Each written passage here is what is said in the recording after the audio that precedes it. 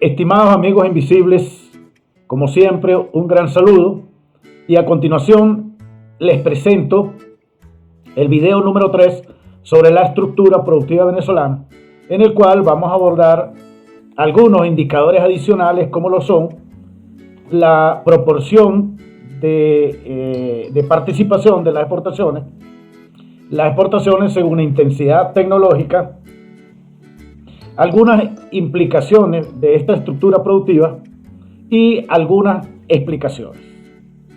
Bien, vamos a considerar cómo hemos venido trabajando el tema en particular. Hemos partido de lo que le llamamos el árbol del desarrollo y hemos estado trabajando sobre la fortaleza de este tallo.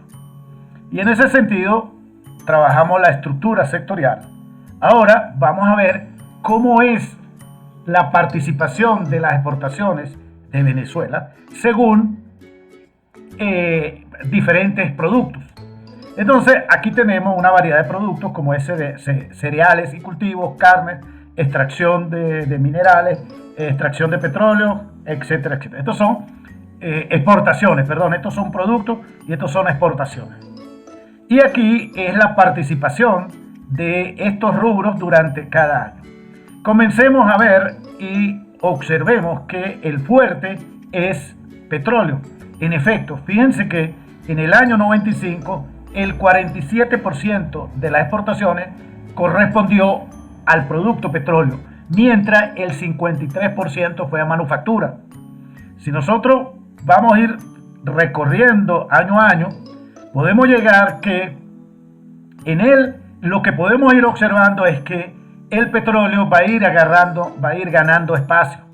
Y por ejemplo, en el 2002 o en el 2001 ya llegó al 55%, por ejemplo, en el 2003 tocó el 63%, en el 2002 el 70%, en el 2000 el 48%, etcétera, etcétera. Y por supuesto, al hecho de que el petróleo va conquistando espacio en las exportaciones, va disminuyendo el espacio en el sector manufacturero. Y si seguimos los siguientes años, podemos observar que ese proceso sigue aumentando y, por ejemplo, en el 2013, el 80% de las exportaciones fue petróleo.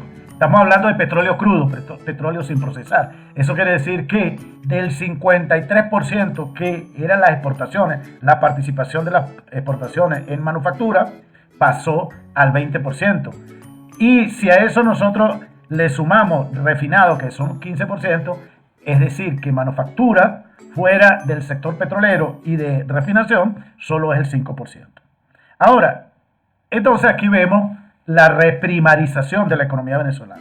Ahora, si nosotros hacemos este mismo cuadro, pero por intensidad tecnológica, y tenemos estas cuatro categorías acá, productos primarios de baja tecnología, media tecnología, alta tecnología, vemos por ejemplo que baja tecnología, que primario en el 95, 88%, baja tecnología 4% y media tecnología o tecnología media el 8%. Si nosotros vemos, por ejemplo, en un año por acá, vamos a poner el 2012, el 95% era el primario. Básicamente la suma de estos dos es 5, mientras aquí era 12. Y si vamos acá, estamos en el 2018, 93% fue producto primario, mientras el 6-7% fue intensidad tecnológica. Bien, esto tiene tiene importantes implicaciones. La primera conclusión fundamental es que la economía fue pasando de un modelo primario exportador y semi-industrial a uno primario exportador y básicamente de servicios. Es decir, pasamos de un sector donde, por ejemplo, las exportaciones, el 53% para el 95 era industrial, pasamos a un sector donde el 20% son de exportaciones industriales o manufactureras. Y a lo interno hemos ido pasando de un sector primario, básicamente primario exportador, a perdón, hemos ido pasando de un modelo primario exportador y semi-industrial a un modelo exportador y de servicios con rendimientos decrecientes a escala. Y es claro que esta estructura, o sea, la experiencia no solo de Venezuela, sino del mundo, nos indica que este tipo de estructura no estimula un cambio estructural hacia incrementar la productividad en general, y por lo tanto digamos que estamos en un llamado, podríamos caracterizarlo como un llamado círculo vicioso, ¿verdad? Segundo, reproduce, esta es una estructura que reproduce situaciones indeseables en la política tributaria, hacia una política tributaria regresiva. Es decir, el Estado, para poder financiar sus gastos, básicamente acude a estructuras tributarias como el IVA o la regalía. ¿Por qué? Porque son estructuras tributarias mucho más eficientes y logra que todo el mundo pague, independientemente de cuáles son sus ingresos. ¿Por qué? Porque esto es una política que obedece a la filosofía de que chivo que pasa, chivo que me paga. Pero esto es una estructura tributaria regresiva, es decir, los que menos tienen son los que más llevan la carga, los que más sufren. Lo otro es que contribuyen con la heterogeneidad en productividad sectorial, lo que influye en los salarios. ¿Por qué? Fíjense, ya hemos observado que un 60% está empleado en el sector de servicios, que es el sector de más baja productividad y además de productividad laboral decreciente. Por lo tanto, no deberíamos esperar que en ese sector tengamos salarios reales cada vez crecientes. Podemos tener salarios nominales crecientes, pero en términos de poder adquisitivo decreciente. ¿Por qué? Porque tenemos una productividad en ese sector decreciente. Y eso va a tener influencia sobre la productividad. Si nosotros tenemos un sector que emplea la mayoría de la población, la mayoría de la fuerza de trabajo, que es decreciente en productividad, pues nosotros no deberíamos esperar otra cosa que sería un gran índice de pobreza. En términos de desigualdad, aquí podríamos hacer una discusión. Probablemente esta es una estructura productiva que mejora la desigualdad si lo medimos por el coeficiente de Gini, que mide la distribución de los ingresos en términos salariales. Bueno, nosotros podríamos decir, es muy probable y lo estamos viendo, que en la economía venezolana tenemos una mejora del Gini, pero tenemos una mejora del Gini porque todos los trabajadores, el 60% más de los trabajadores, están yendo a salarios cada vez más pequeños. En efecto, el 96%, se estima que el 96% de los trabajadores ganan por debajo de 3 salarios mínimos. Por lo tanto, digamos que casi todos ganan el mismo salario, lo que estaríamos diciendo pues que no hay una gran desigualdad en cuanto a los ingresos salariales. Y básicamente entonces, como lo vemos, ya el 80% de la economía depende de las exportaciones de petróleo. Eso quiere decir que el crecimiento va a depender básicamente de la remuneración de los bienes primarios exportados. Y lo otro, que no tiene ningún impacto, es una estructura que no tiene ningún impacto en la productividad. Ahora bien, vamos a seguir analizando lo siguiente. Uno se pregunta, bueno, pero ¿por qué nos hemos mantenido? ¿Por qué hemos tomado esta dirección en cuanto a la estructura productiva venezolana? ¿Por qué no la hemos cambiado? Vamos a verlo. Desde el punto de vista teórico, hay suficientes trabajos, hay teorías desarrolladas donde muestran que la lógica es que las economías tiendan a especializarse en sectores crecientes a escala. Por ejemplo, pueden leer desde Adam Smith con el efecto que tiene la productividad en el desarrollo y el efecto que tiene las industrias de rendimientos crecientes en la creación de bienes y servicios. Allí hay un trabajo bellísimo, importante, sobre el papel de la manufactura en la producción de bienes y servicios. Schumpeter con la idea de la destrucción creadora, la idea de la innovación. Todos los análisis keynesianos con el planteamiento de los bienes de alta elasticidad. Los post-keynesianos con la idea de la restricción externa como un límite al crecimiento y la recomendación de la importancia de generar un neto de divisas cada vez creciente para flexibilizar el crecimiento de la economía. Próximamente estaré grabando un video sobre un trabajo que hicimos sobre esta idea post-keynesiana para el caso venezolano. Tenemos a Hirschman con aquello de los encadenamientos, el papel de los encadenamientos en la manufactura y su impacto en la productividad.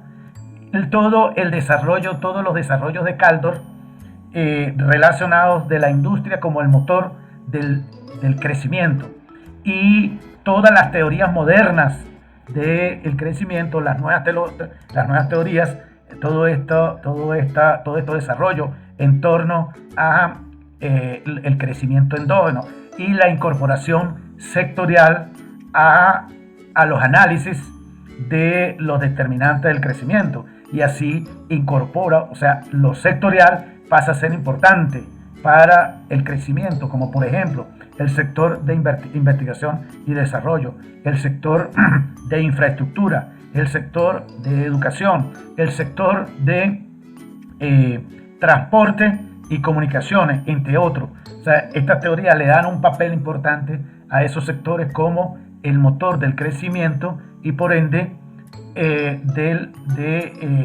sostenimiento del árbol del desarrollo. Cuando analizamos el caso venezolano, siempre hay muchas explicaciones, o hay básicamente tres explicaciones de por qué Venezuela se especializa en productos primarios. O sea, qué es lo que está detrás de los planificadores, de los encargados de la política económica que tienden a pensar en la especialización en primario. Básicamente hay tres elementos: la apreciación del tipo de cambio, la apertura comercial y el marco institucional. Sin embargo, cuando analizamos estas teorías, encontramos que no es posible explicar completamente por qué ocurre este fenómeno. Por ejemplo, cuando hablamos de apreciación cambiaria, nosotros podemos encontrar en muchas experiencias de desarrollo industriales el hecho de usar la apreciación cambiaria como un instrumento de política para el desarrollo de la producción, puesto que permite abaratar la importación de insumos. ¿Okay?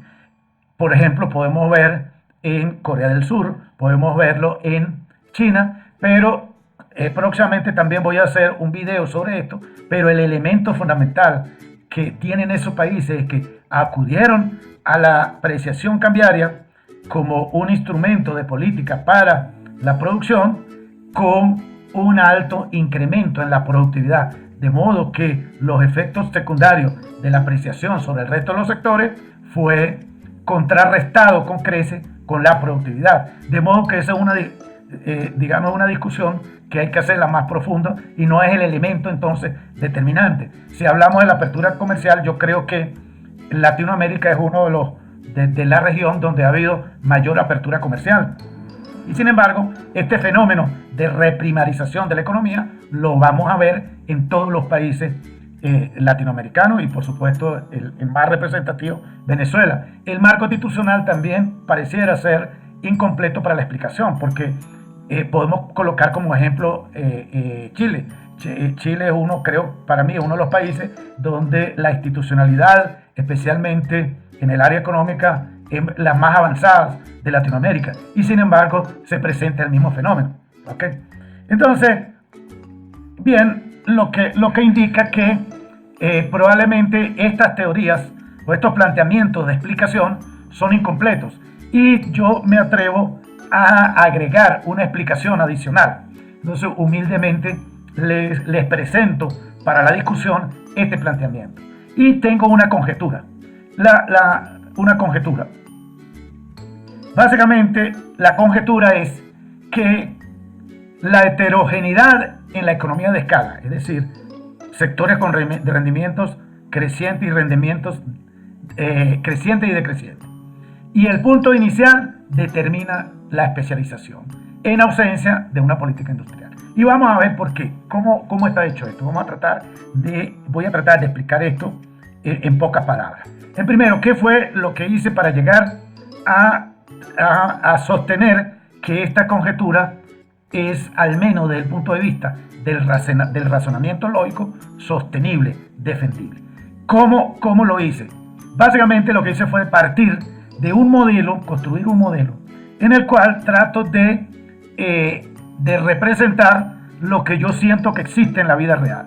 En la vida real, lo que yo siento que existe es sectores como la manufactura, con rendimientos crecientes de escala, y sectores como el petróleo o recursos naturales, con rendimientos decrecientes de escala.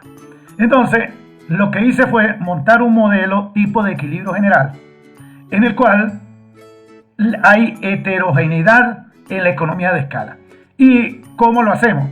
Fíjense, esto que está acá, I es el producto y J es la empresa. Y esto que está acá es la función de producción de cada empresa. ¿Ok? Ahora, si yo sumo esto que está acá con respecto a J, yo lo que estoy es calculando el total de producción del bien I de todas las empresas J que producen ese bien I. Y eso me da esto, la suma de esto me da esto que está acá. Fíjense que si yo despejo X sub I, que es la producción, me queda igual a L sub I elevado a la 1 menos 1 menos alfa sub I. Y esto lo llamo alfa sub I a la rho sub I. Bien, entonces si esta es la función de producción de las empresas, esta es la función de producción del sector. Entonces, si delta 1 es menor que 1, este sector es de rendimientos decrecientes de escala. Si es mayor que 1, el sector es de rendimiento creciente de escala. Y ahora voy a resolver un problema de equilibrio general. En este caso, L1 es el empleo del sector 1, L2 es el empleo del sector 2, por lo tanto, L1 más L2 es igual a L total, es igual a la fuerza de trabajo. Si yo sustituyo esto acá y luego despejo X2, si yo luego despejo X2, me queda esta expresión que está acá. Y esta expresión que está acá no es otra cosa que la frontera de posibilidades de producción. Es decir, que esto es lo que puedo producir con esta cantidad de trabajo en el sector 1 y esta cantidad de trabajo en el sector 2. Esto es lo máximo que puedo producir. Y en la gráfica de esto es esto que está acá. Esta curva, fíjense la forma que tiene esta curva. Una curva interesante. Cuando la obtuve me pareció bien interesante. Es una curva que tiene, y si nosotros, o sea, acá X2, fíjense que X2 es el sector de rendimiento creciente de escala. Entonces esta es la producción del sector rendimiento con rendimiento creciente de escala y este con rendimiento decreciente de escala. Y fíjense que la curva en esta región es cóncava y en esta región es convexa, es decir, aquí hay un punto de inflexión. Ahora, ¿qué es lo importante? Ok, la curva es bonita, pero lo importante es que ahora hacemos lo siguiente. Agarramos y maximizamos los beneficios en el sector, en cada uno de los sectores. Es decir, lo que hago es derivar esto con respecto a cada uno de los factores. ¿Okay? Igual a 0 y obtengo entonces la curva de oferta. ¿Okay? Obtengo esta curva que está acá. Si yo opero estas dos ecuaciones para el sector 1 y el sector 2, voy a obtener la forma que tiene la pendiente voy a obtener las condiciones del punto de equilibrio. Y estas condiciones del punto de equilibrio, ahora, cuando las juntamos con el punto de equilibrio de que los consumidores maximizan su utilidad, obtenemos estas curvas que están acá.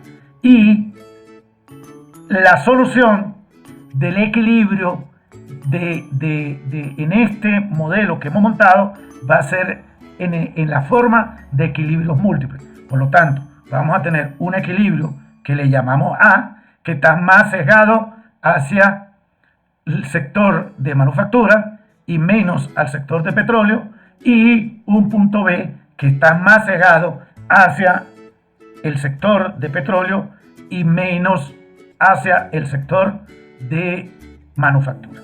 Entonces, el primer resultado de esto es que tenemos dos equilibrios. Pero hay una cosa que es interesante de este equilibrio. Aquí, como aquí hay un cambio de concavidad en la curva, aquí hay un punto de inflexión.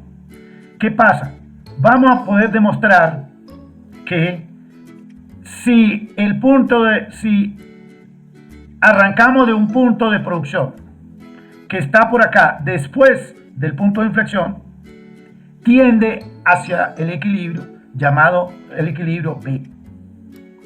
¿Por qué? Porque A y B es el equilibrio porque en ambos sectores, tanto los consumidores minimizaron el gasto y los productores minimizaron los costos. Si ambos lograron ese objetivo, no tiene incentivo para moverse de este punto si está allí o de este punto si está allí. Por eso es un equilibrio, no hay incentivo para moverse porque ambos agentes minimizaron el costo y la ganancia. Por definición, cualquier punto fuera de acá tiene mayor costo y tiene mayor gasto. Por lo tanto, no debería moverse. Y este punto es un atractor, es decir, que si yo comienzo con un plan de producción, si yo llevo un plan de producción acá y lo dejo solo, sin incentivos adicionales, ese punto va a tender en el mediano o largo plazo hacia especializarse en petróleo. Es más, si las exportaciones crecen, si hay mayor apertura y las exportaciones de ese bien crecen, no solo va a tender a este punto, sino que este punto de equilibrio va a tender a moverse hacia la plena especialización. Es decir, que si nosotros le dejamos al mercado que defina la asignación de recursos, lo que vamos a tener es una asignación de recursos orientada cada vez más hacia el sector petrolero. Pero en cambio, si partimos de un punto que está por acá, que está antes de la curva del punto de inflexión, entonces ocurre lo contrario. El punto A es el punto atractor. Es decir, si yo parto de una política con un nivel industrial suficientemente alto, suficientemente grande, la tendencia es a mejorar la manufactura y a tender hacia este punto que está acá. En conclusión, si sabemos que todas las economías comienzan en su historia el desarrollo, comienza con rendimiento, con sectores en rendimiento de creciente escala. ¿Por qué? Comienza con la agricultura, porque es el alimento. ¿Okay? Si esas economías que comienzan en agricultura no tienen una política importante que la lleve al punto A, donde la manufactura sea la predominante, jamás de los jamases podemos tener un sector industrial importante. Siempre tenderemos hacia la especialización en el sector con rendimiento de creciente a escala. Bueno, esta es una explicación que yo considero poner en estas discusiones, que creo que es un aporte de nuestras investigaciones. Y en el video, en la parte de abajo, les voy a colocar la bibliografía donde está publicado el paper con una explicación mucho más amplia de lo que quiero explicar allí. Y con esto hemos finalizado el video número 3 y les pido que estén atentos al siguiente video, donde continuaremos hablando de la estructura de la economía venezolana, pero voy a comenzar a tomar algunas ideas, a expresarle a ustedes algunas ideas relacionadas con qué podríamos hacer en el muy corto plazo. Bueno, muchísimas gracias y espero que les vaya muy bien.